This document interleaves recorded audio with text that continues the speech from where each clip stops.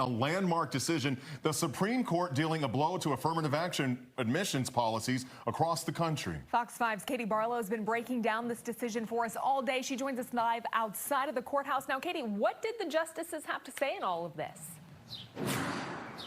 Well, in a decision that will affect millions of applicants to colleges across the country and even current college students, today the 6 conservative justices at the United States Supreme Court struck down the admissions policy of affirmative action at the University of North Carolina and at Harvard. The decision effectively eliminates the consideration of race at our colleges and universities across the country. Chief Justice John Roberts, writing for the court's conservative majority today in the opinion, and he delivered it saying eliminating racial discrimination means eliminating all of it.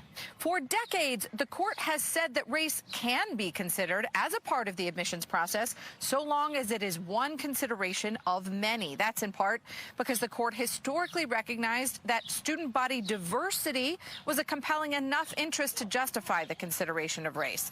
Today, the court said that has to end, holding that race-conscious admissions policies in this case violate the Constitution's guarantee of equal protection of the laws for all citizens. Justice Ketanji Brown Jackson dissented from today's majority decision, saying, given the lengthy history of state-sponsored race-based preferences in America, to say that anyone is now victimized if a college considered whether the legacy of discrimination has unequally advantaged its applicants fails to acknowledge the well-documented intergenerational transmission of inequality that still plagues our citizenry.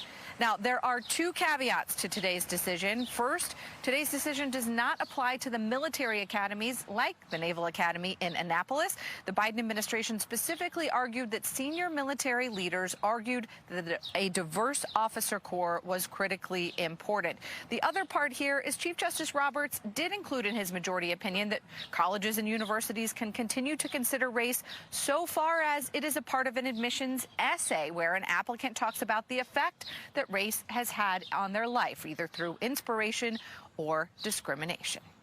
Okay, Guys. Katie, you know, after that ruling came down, I did see you post on social media reports of a suspicious package near the court. Do you have any update on where that is right now? Yes, we were cleared from the front steps of the court, the plaza in front of the court, which has long been held traditionally to be a strong First Amendment zone where people are free to protest, as you've seen in years past. And in fact, today there were a large group of people protesting at the time.